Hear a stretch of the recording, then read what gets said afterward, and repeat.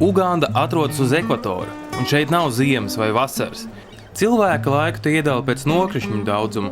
Gadā ir 2 lietu sezonas, kas mijās ar sausuma periodiem. Esam savannā, un visa apkārtne ir pārkaltusi dzeltena.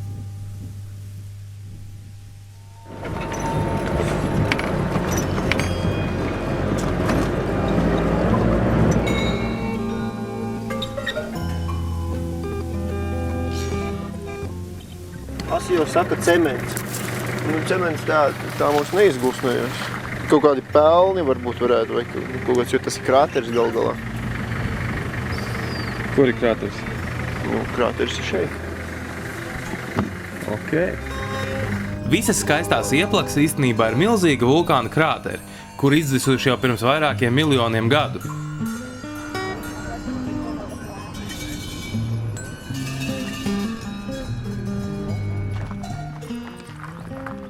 Nereāli. Liekas, ka ezers ir tepat pie kājām, bet metot akmeņus, izrādās, ka tas ir vismaz puskilometru tālu. Kas tas ir? Vulkāniskā bumba. Kas tas ir tāds? Tas ir tāds akmentiņš, kas izlidojas vulkāna izvirduma laikā. Bum! Laukā. Tas nokritis tepatās blakus. Lai gan tuvojās lietu sezona, pašlaik ir sasodīti sauss un karsts, un tas ir labs brīdis, lai novērotu dzīvniekus, kas sausajā sezonā koncentrējās pie ūdenskrātuvēm. Mūsu ceļa mērķis ir Kazingas kanāls, kas savieno Džordža un Edvarda ezerus un atrodas Karalienes Elizabetes dabas parkā. Nosaukumi palikuši no laikiem, kad Uganda bija Lielbritānijas protektorāts, un Briti ir dibinājuši daudzus no šīs zemes dabas parkiem. Mēs atrodamies uz turistu kuģa, kāda šajā sezonā te kursē ik pusstundu, un īstenībā ir ļoti laba novērošanas vieta. Pasieties pa labi, pasieties pa kreisi. Necelieties no sola, augšā var kāpt tikai 14. Tur nav daudz ko domāt, mēs kāpjam augšā. Kazingas kanāls lepojas ar lielāko nīlzirgu populāciju pasaulē. Nepilnus 40 km garajā kanālā to ir ap 10 000.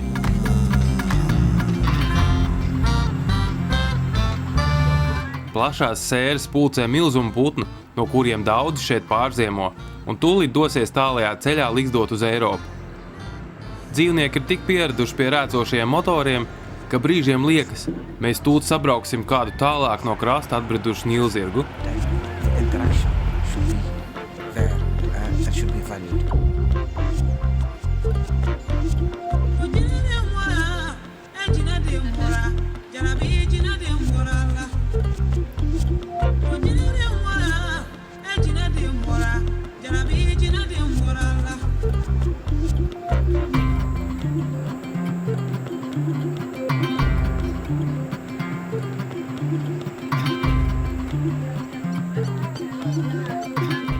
Nīlzirgi negriež ceļu kuģiem, bet bēg no ziloņiem, kuriem sagribējies padzerties tieši šajā krasta nogrieznī.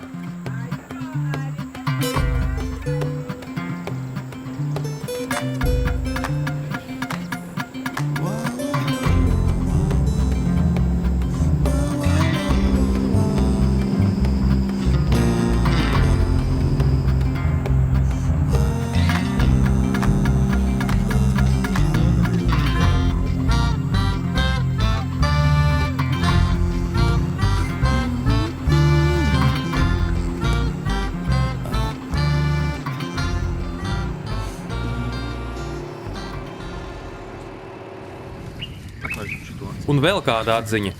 Nefotografējiet ziloņus krēslā ar zipspuldzi. Tie var palikt nervozi. Taču nepatīk. Jo bez zipspuldzes. Bez zipspuldzes. Tas ir pārskaities.